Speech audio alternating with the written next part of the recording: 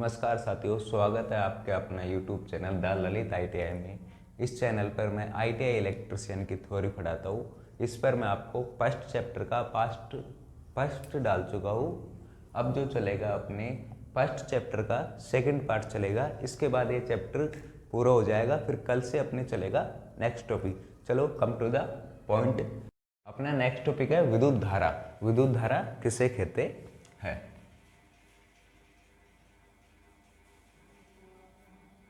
विद्युत धारा किसे कहते हैं? ये टॉपिक बहुत ही कॉमन है और बहुत ही सरल है। अधिकतर इसे बहुत ज़्यादा पूछा जाता है एग्जाम में परीक्षा की दृष्टि के। तो अपना जो टॉपिक है विद्युत धारा किसे कहते हैं, तो विद्युत धारा किसे कहते हैं? इलेक्ट्रॉन के प्रवाह की दर को विद्युत धारा कहते हैं। किसे? इलेक्ट्रॉन के प्रवाह की दर को विद्युत धारा कहते हैं। फ्लो ऑफ इलेक्ट्रॉन, है ना। तो इसकी जो डेफिनेशन है, इलेक्ट्रॉनों के प्रवाह की दर को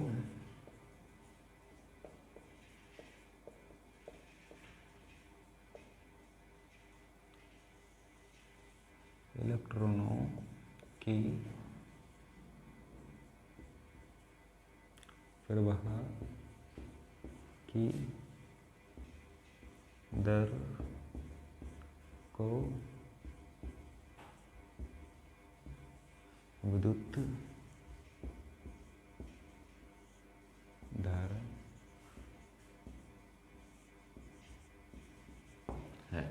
इलेक्ट्रॉनों के प्रवाह की दर को विद्युत धारा कहते हैं। अब इसका जो ये क्वेश्चन है बहुत ही कॉमन क्वेश्चन है, बहुत ही ज़्यादा पूछा जाता है आपसे। कोई भी अगर आप क्लास में भी बैठे हो तो कोई भी टीचर अगर आप कभी भी आता है तो सबसे जो मेन क्वेश्चन होता है वो यही अधिकतर यही पूछता है कि विद्युत धारा किसे कहते हैं, क्योंकि ये बहुत ही कॉमन क्वेश्चन है। तो आपको कुछ नहीं याद नहीं रखना, बस छोटा सा है। इलेक्ट्रॉन के प्रवाह की दर को विद्युत धारा कहते हैं, फ्लो ऑफ इलेक्ट्रॉन। तो इसकी जो गति होती है, विद्युत धारा की जो गति होती है वो इसकी गति होती है। विद्युत धारा की गति कितनी होती है? अपना जो अगला टॉपिक है विद्युत धारा की गति। ये विद्युत धारा की गति है। जो आजकल क्या हुआ कि ऑनलाइन एग्जाम में कर दी, तो ऑनलाइन एग्जाम में क्या अधिकतर छोटे क्वेश्चन दिए जाते हैं, क्योंकि रफ कार्य तो मिलता है नहीं। तो इस वजह से विद्युत धारा की गति अधिकतर पूछा जाता है। गए 70 में एग्जाम लगे थे, उसमें भी उसमें भी यही सवाल था, विद्युत धारा की गति कैसे कहते हैं। तो विद्युत धारा की जो गति है वो 3 × 10⁸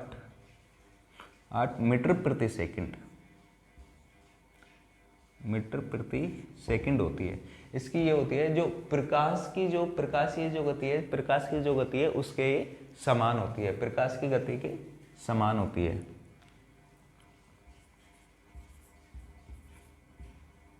प्रकाश की गति के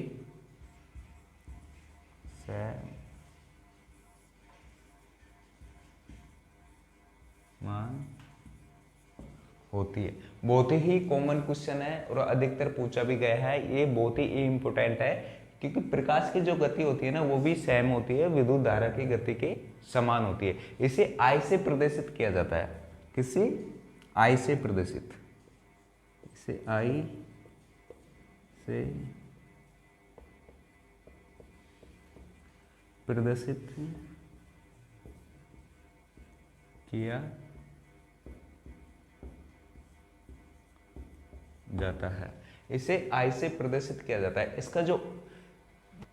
इसकी जो इकाई है, विद्युत धारा की जो इकाई है वो है एम्पियर। विद्युत धारा की इकाई मैं ऊपर लिख देता हूं। देखिए छोटे छोटे क्वेश्चन होते हैं ना, एग्जाम की दृष्टि से बहुत ही महत्वपूर्ण होते हैं, क्योंकि आजकल ऑनलाइन एग्जाम है तो उसमें छोटे क्वेश्चन ज़्यादा मिलते हैं, ना कि बड़े। तो आप इन छोटे छोटे क्वेश्चनों को याद रखा करो। विद्युत धारा का जो एम्पियर होता है, विद्युत धारा की इकाई होती है वो एम्पियर है। विद्युत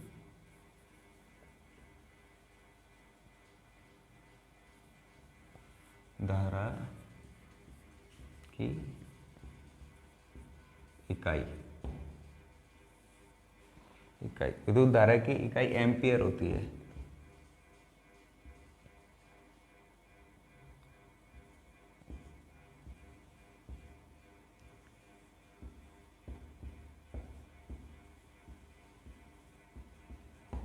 एम्पियर होती है, विद्युत धारा की इकाई एम्पियर होती है और इसे ऐसे प्रदर्शित करते हैं, किसे, ए, कैपिटल ए होता है ना, इसे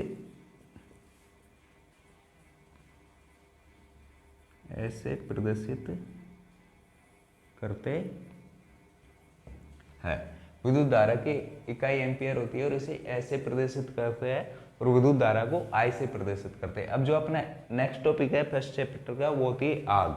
आग कितने प्रकार की होती है और कितनी श्रेणियों में इसे रखा गया है। तो अपना जो नेक्स्ट टॉपिक है वो है आग, अग्नि।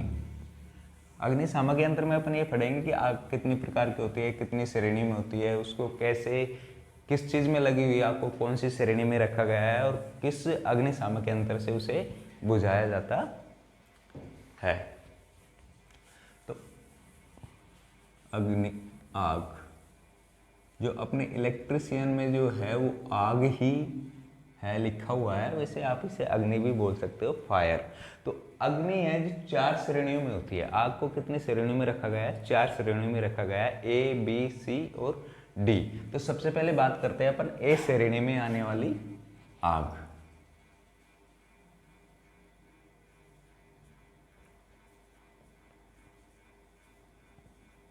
ए श्रेणी में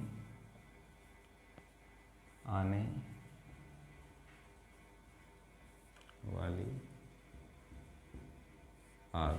ए श्रेणी में लगने वाली आग कौन कौन सी आती है? ए श्रेणी में लगने वाली आग आती है लकड़ी, कपड़ा, जूट आदि में लगी हुई आग को अग्नि श्रेणी यंत्र में ए श्रेणी में रखा गया है। कौन सी में? लकड़ी, कपड़ा, जूट, कागज। मैं यहाँ पे लिख देता हूँ, लकड़ी, कपड़ा,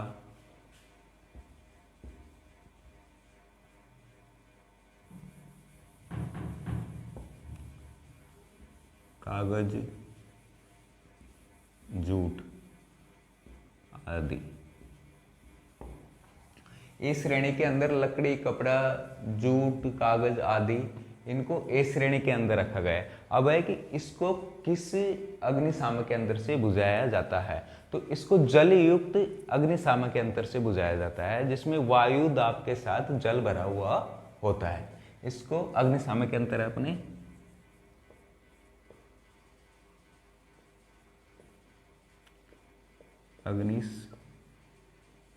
अग्निशामक यंत्र, अग्निशामक यंत्र, अग्निशामक यंत्र। इसमें जलयुक्त अग्निशामक यंत्र उपयोग में लेते हैं अपन। जल युक्त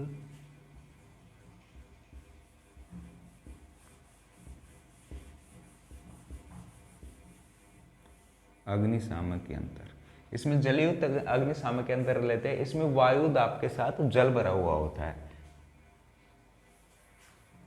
यहाँ पे लिख देता हूं मैं, इसमें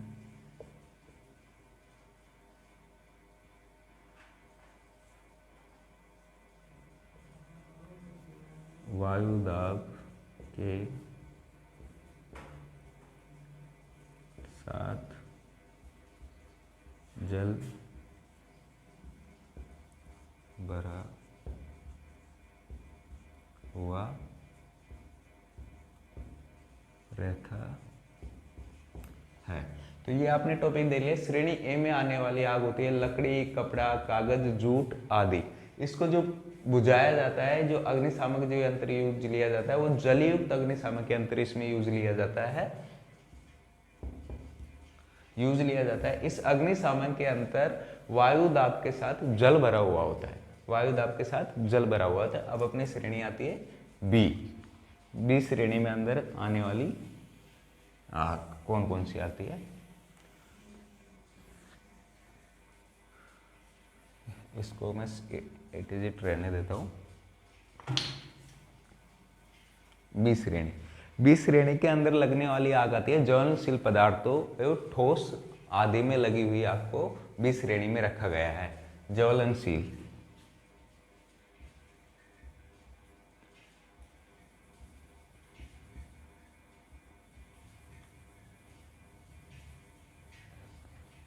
ज्वलनशील जैसे पेट्रोल,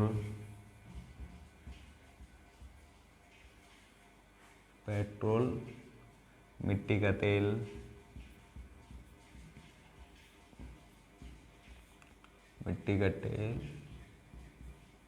ठोस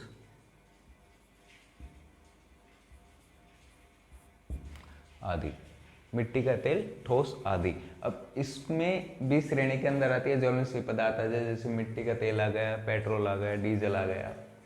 पेट्रोल आ गया, डीजल आ गया, डीजल मैंने यहाँ पे लिखा नहीं है, डीजल मैं लिख देता हूँ, डीजल है। अब इस अग्निशामक जो यंत्र यूज किया जाता है वो किस प्रकार का अग्निशामक यंत्र यूज किया जाता है? इसमें जो यूज किया जाता है वो झाग पैदा करने वाला अग्निशामक यंत्र यूज किया जाता है। कौन सा? झाग पैदा करने वाला अग्निशामक यंत्र, अग्निशामक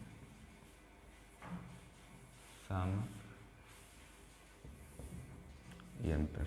इसमें झाग पैदा करने वाला अग्निशामक यंत्र यूज किया जाता है। झाग पैदा करने वाला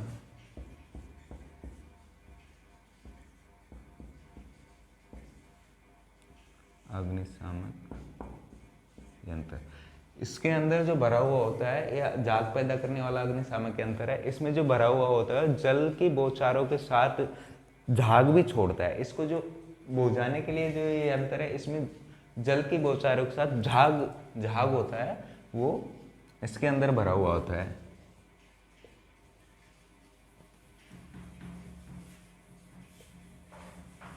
जल की बौछारों के साथ झाग भी भरा होता है। इसमें क्या होता है, अलग अलग श्रेणी में अलग अलग तरीके से जो आग लगती है वो अलग अलग ही अग्निशामक यंत्रों द्वारा बुझाई जाती है। ना कि ये नहीं कि बिजली के तारों में आग लगी, आपने पानी फेंक दिया भर के तो मौत से खेलना होगा, तो ऐसा नहीं है। इसमें अलग अलग होती है। अब जो अपनी श्रेणी आती है वो आती है श्रेणी सी आती है।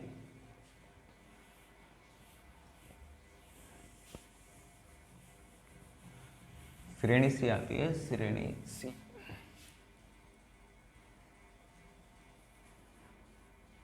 श्रेणी सी के अंदर आने वाली आग होती है जैसे सिलेंडर, एलपीजी आदि में लगने वाली आग श्रेणी सी के अंदर आती है।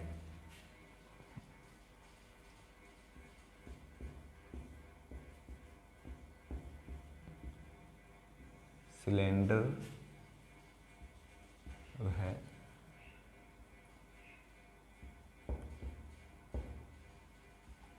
एलपीजी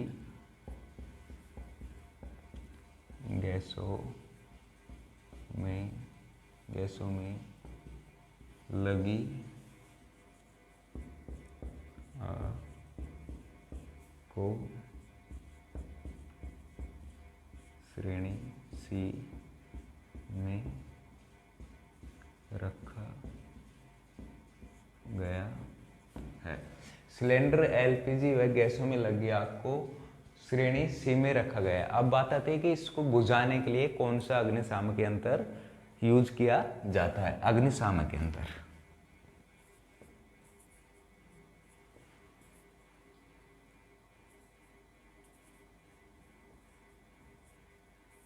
अग्निशामक यंत्र।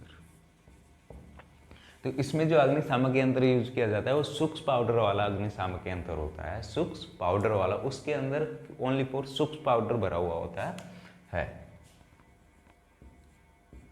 ये छोटे छोटे क्वेश्चन है लेकिन परीक्षा की दृष्टि से बहुत ही महत्वपूर्ण होता है।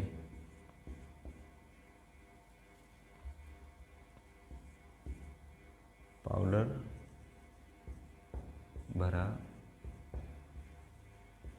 हुआ होता है। ये बेसिक नॉलेज है लेकिन आपको आनी चाहिए, क्योंकि अपने जो इसमें ITI चैनल पर जो थ्योरी चलती है वो चैप्टर वाइज चैप्टर चलेगी, तो जो भी चैप्टर में अपना एक भी टॉपिक नहीं छूटा जाएगा। तो इसके अंदर जो सूक्ष्म पाउडर भरा हुआ होता है वो जल के स्थान पर अज्वलनशील चूर्ण भरा हुआ होता है। जल के स्थान पर, क्योंकि अग्निशामक यंत्र के अंदर जल भरा हुआ होता है अलग अलग उसमें, तो इसमें जल के स्थान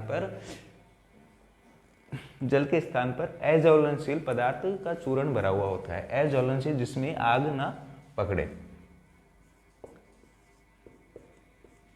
इसमें अज्वलनशील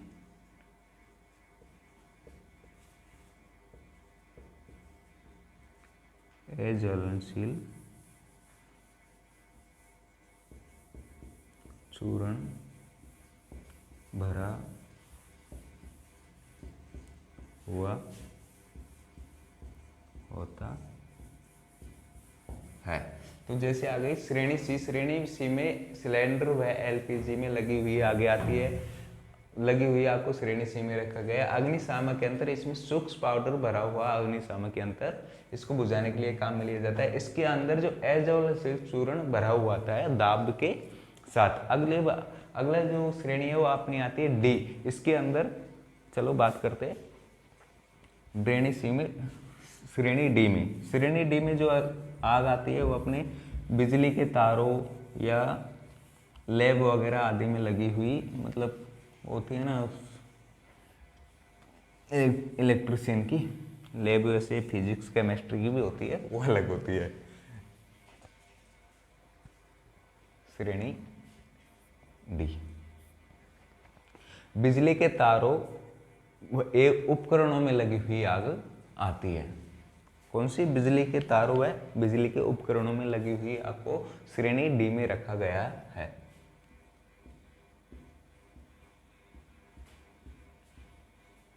बिजली के तारों व उपकरणों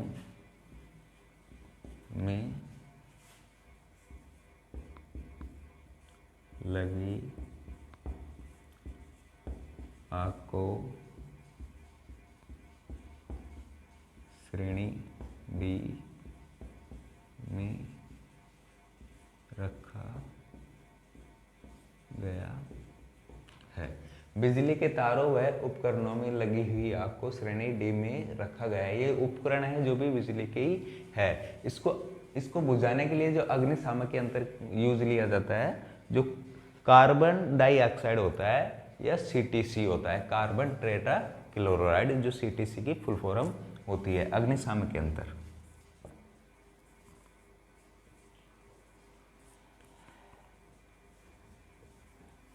अग्निशामक यंत्र, इसमें जो अग्निशामक यंत्र होता है कार्बन डाइऑक्साइड होता है। कौन सा? कार्बन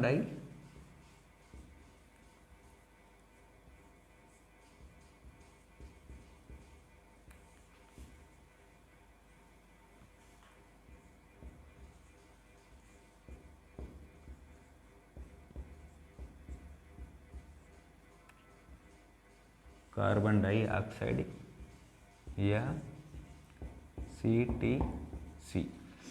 श्रेणी D में आने वाली आग होती है बिजली के तारों व उपकरणों में लगी आग को श्रेणी D में रखा गया है। अग्निशामक यंत्र कार्बन डाइऑक्साइड या CTC की फुल फॉर्म होती है कार्बन टेट्रा क्लोराइड।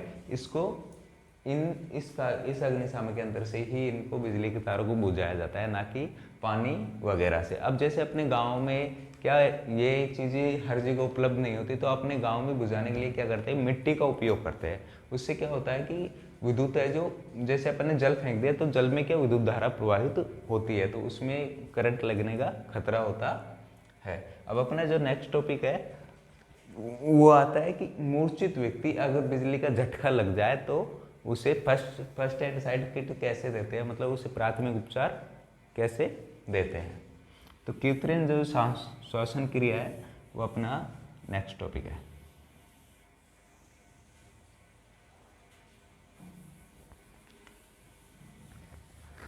अब कृत्रिम जो श्वसन विधि है वो भी 4 प्रकार की होती है।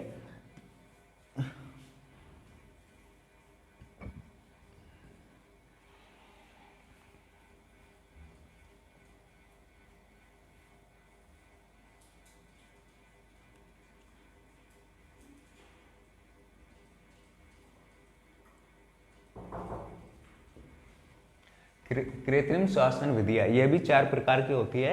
इसे 4 श्रेणियों में रखा गया है, श्रेणी ए, श्रेणी बी, श्रेणी डी। जो अपने पहली विधि आती है वो आती है सिल्वेस्टर विधि। सबसे जो अपनी पहली विधि आती है वो आती है सिल्वेस्टर विधि।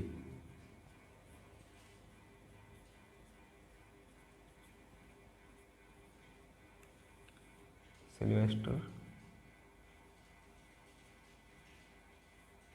विधि, सिल्वेस्टर विधि।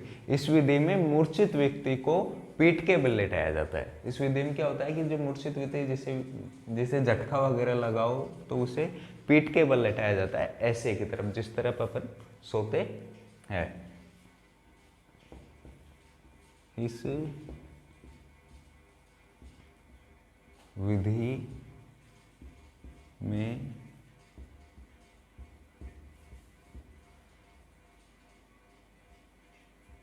मूर्छित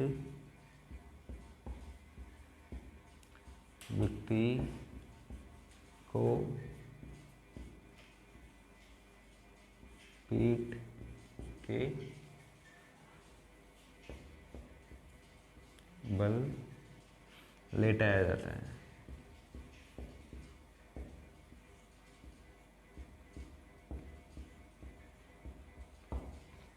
इस सिल्वेस्टर विधि में, इस विधि में मूर्छित व्यक्ति को पीठ के बल लेटाया जाता है। अब अपनी नेक्स्ट विधि आती है शेपर विधि।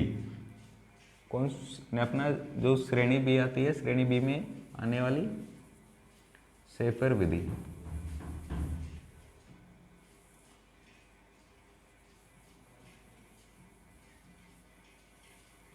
शेपर विधि, इस विधि इसके जस्ट अपोजिट है, इसके जस्ट अपोजिट है। इसमें पीड़ित व्यक्ति को,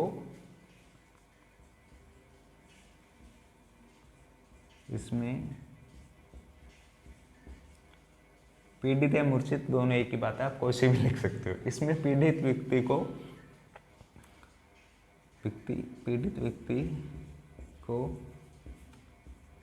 पेट के बल लेटाया जाता है। शेपर विधि में इसमें पीड़ित व्यक्ति को पेट के बल लेटाया जाता है। तीसरी आती है अपनी मुख से मुंह वाली विधि। ये सबसे सरलतम विधि है, मुख से मुख वाली विधि। जैसे किसी भी व्यक्ति को सांस लेने में प्रॉब्लम हो रही है तो उसे मुंह के द्वारा सांस दिया जाता है। तीसरी जो अपनी बी में आती है वो आती है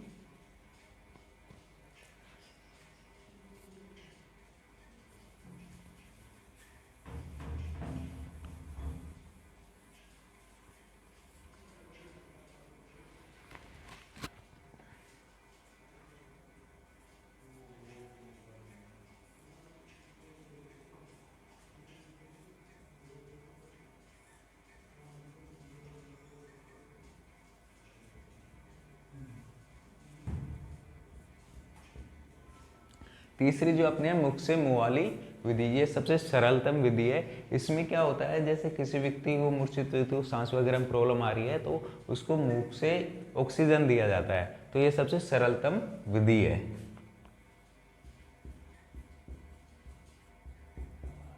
सबसे सरलतम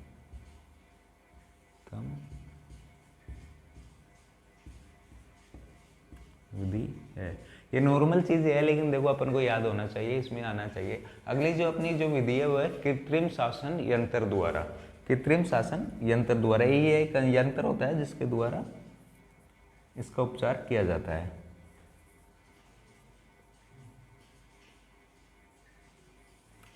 कृत्रिम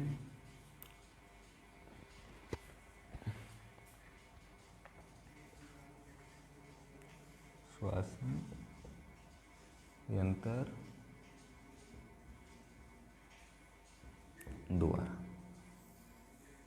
द्वारा इसमें क्या होता है, आर्टिफिशियल रेसिपिरेटर स्वस्थ मनुष्य को कृत्रिम श्वसन द्वारा 10 से या 12 प्रति मिनट दिया जाता है। ये एक यंत्र होता है जिसे 10 से 12 बार दिया जाता है, जबकि कोई शिशु हो तो उसे 1 मिनट के अंदर 15 से या 20 बार दिया जाता है। तो आज की क्लास यहीं पे समाप्त होती है। आई होप यू आपको समझ आया होगा। अगर कुछ भी प्रॉब्लम हो तो आप नीचे कमेंट में दे सकते हो। कुछ भी नेक्स्ट क्लास में आपको उस पर चर्चा जरूर मिलेगी। Thank you. जय हिंद, जय भारत।